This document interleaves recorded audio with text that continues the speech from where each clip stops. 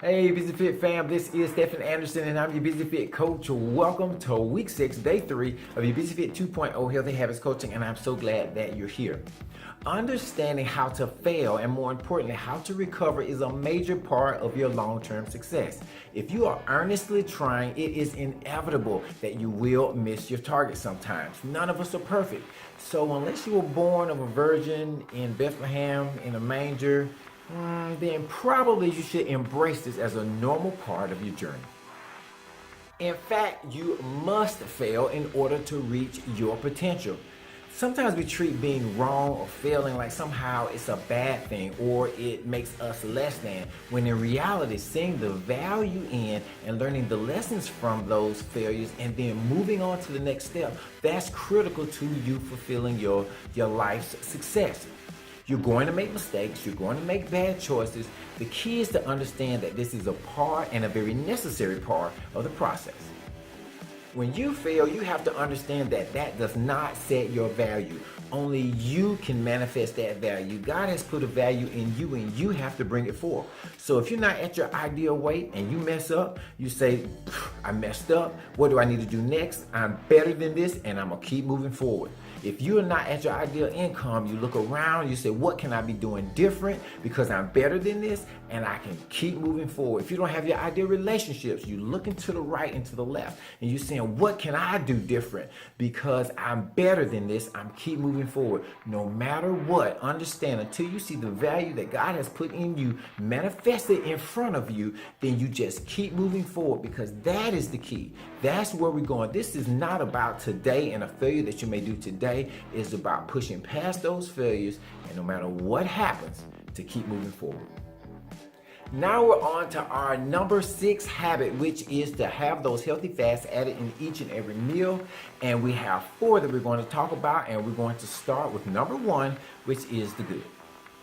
Monounsaturated fats, which are also known as MUFAs, are universally regarded as a good or healthy source of fat. These are known to lower your LDL, which is your bad cholesterol, and they also reduce the risk of heart disease and stroke. Now, some great sources for this are macadamia nuts, cashews, olives, avocados, and olive oil. Now, when you're using olive oil, if you're going to be using it for dressing or anything that's cold or low heat, then dark olive oil is fine. But your light olive oil is going to be your best choice when it comes to sauteing or anything that revolves heat. The second fat we will be talking about are trans fats, and these are universally regarded as bad.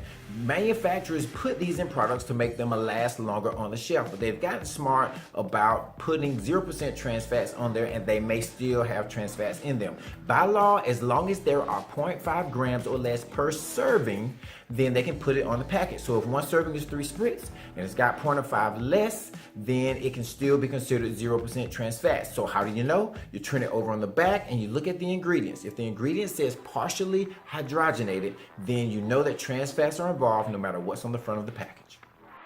The third type of fat we will be talking about are polyunsaturated fats. These are known as PUFAs. The ones we will be focusing on are omega-6 and omega-3. You need these in a healthy diet in a 1-to-1 ratio. The problem is we get too many of the omega-6s in the American diet. They come in soybean oil, corn oil, canola oil, sunflower seed oil, so we get plenty of those. But what we need is to have fish a couple of times a week so that we can get those good omega-3s in there. So some of the best sources are sardines and tuna and salmon. Obviously, we talked about sourcing for those because those are also proteins as well. We want to watch out for those tilapia because of the conditions in which they're raised, but remember that you want to get omega-3s in your eating plan. The last of these fats are saturated fats. That's number 4. Now, when you think about saturated, it means really concentrated. These tend to be solid at room temperature, things like butter and lard from animals, and also palm oil and coconut oil from plant bases. Now, you can use this for higher temperature cooking. There are some differing opinions as to whether this can be or should not be part of a healthy eating plan. I fall in the camp of seeing that the research is lending itself and moving towards this being a healthy source as long as you have a low amount of sugar, flour, processed carbohydrates, and grains in your eating plan. These can be a healthy part of your busy fit life.